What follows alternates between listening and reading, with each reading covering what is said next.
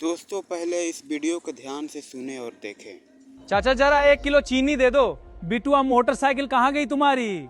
चाचा भाजपा सरकार ने फिर पेट्रोल के दाम बढ़ा दिए, मोटरसाइकिल घर में खड़ी कर दी है। अरे हाँ, हम भी परेशान हैं। कब तक चलेंगे ये महंगाई? हर साल हम गाड़ी करके तीर्थ यात्रा को जाते थे, लेकिन पेट्रोल के दाम अब इतने बढ़ गए हैं कि यात्रा कैंसिल ही करनी पड़ गई। बजट से ही बाहर हो रहा है सब कुछ। ठहरिए, मोटरसाइकिल घर में खड़ी करके या तीर्थ यात्रा कैंसिल करके आप सोच रहे हैं कि महंगे पेट्रोल की मार से बच जाएंगे, तो आप बिल्कुल गलत सोच रहे हैं।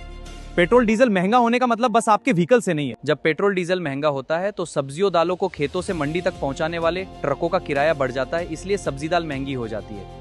दूध के ट्रांसपोर्ट का खर्च बढ़ जाता है तो दूध महंगा हो जाता है। फल और दूसरी फसलें सबके खेत से मंडी और मंडी से दुकान तक पहुंचने का खर्च बढ़ जाता है। खेतों में ट्रैक्टर, पानी के पंप, हार्वेस्टर डीजल से चलते हैं। डीजल महंगा होने से खेती की लागत बढ़ जाती है। रॉ मटेरियल लाने और तैयार माल भेजने में फ्यूल यानी तेल लगता है, इसलिए कपड़े, सीमेंट, लोहे, इलेक्ट्रॉनिक्स और ऐसे कई सामानों की लागत बढ़ जाती है, जिससे ये सब भी महंगे हो जाते हैं। बस किराया, ऑटो टैक्सी, ट्रक भाड़ा, फ्लाइट टिकट सबके रेट बढ़ जाते हैं, जिसकी महंगाई की मार भी आपको झेलनी पड़ती है। कंपनियां अपने प्रोडक्ट्स के प्राइस बढ़ा देती हैं। लो भैया, हम खुद को खुशकिस्मत समझ रहे थे कि हम पूरे दिन दुकान पर बैठे रहते हैं, कोई गाड़ी घोड़ा नहीं चलाते, तो हम पर पेट्रोल डीजल महंगा होने का कोई असर नहीं पड़ेगा। पर हम कितना गलत सोच रहे थे।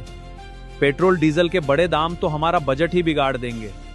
मतलब हम चाहे पैदल ही क्यों ना चलने लगे, फिर भी ये पेट्रोल डीजल के बढ़े दाम हमें खून के आंसू रुलाते रहेंगे और ये भाजपा सरकार हमें चैन से सोने नहीं देगी। सही कहा, भाजपा जाएगी तभी चैन की नींद आएगी, वरना ये महंगाई ऐसे ही रुलाएगी। बिल्कुल सही कह रहे हो।